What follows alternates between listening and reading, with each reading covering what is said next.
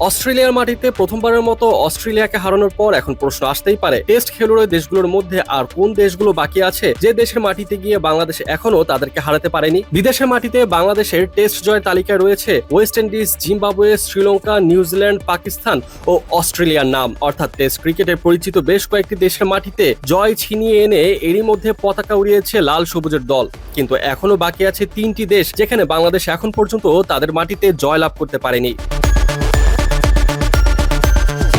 ভারত, দক্ষিণ আফ্রিকা ও ইংল্যান্ড, এই তিন দেশের মাটিতে এখনো টেস্ট জয়ের স্বাদ পায়নি বাংলাদেশ। ইংল্যান্ডের বিপক্ষে অবশ্য দেশের মাটিতে জয় আছে, কিন্তু ভারত ও দক্ষিণ আফ্রিকার বিপক্ষে ঘরের মাঠেও এখন পর্যন্ত জিততে পারেনি টাইগাররা। ফলে এই দুই দলের বিপক্ষে বিদেশের মাটিতে জয় পেলে সেটি হবে আরও বড় এক মাইল ফলক।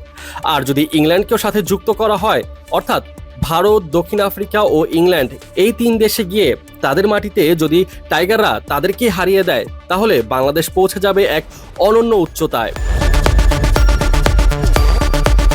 বিদেশে বাংলাদেশের প্রথম টেস্ট জয় এসেছিল 2009 সালে কিংস্টনে ওয়েস্ট ইন্ডিজের বিপক্ষে। এরপর পথটা ধীরে ধীরে দীর্ঘ হয়েছে।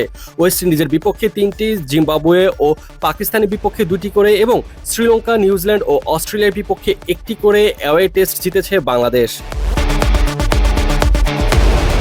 আর সম্প্রতি ডারউইনে অস্ট্রেলিয়ার বিপক্ষে ঐতিহাসিক জয় এই তালিকায় শুধু আরেকটি সংখ্যায় যোগ করেনি, বরং বদলে দিয়েছে বাংলাদেশের টেস্ট ক্রিকেটের আত্মবিশ্বাসের জায়গাটাও। এরই মাঝে 160টি টেস্ট ম্যাচ খেলে বাংলাদেশের জয় এসেছে মোট 28টি। এর মধ্যে দেশের মাটিতে 18টি আর বিদেশের মাটিতে 10টি।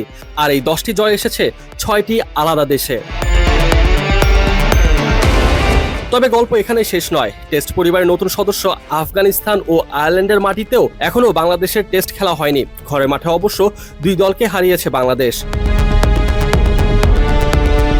এখন টাইগারদের সামনে নতুন পথ, নতুন পরীক্ষা। ভারত, দক্ষিণ আফ্রিকা ও ইংল্যান্ডের মাটিতে একটি করে জয় এলেই বলা যায় 16 কলা পূর্ণ হবে বাংলাদেশের।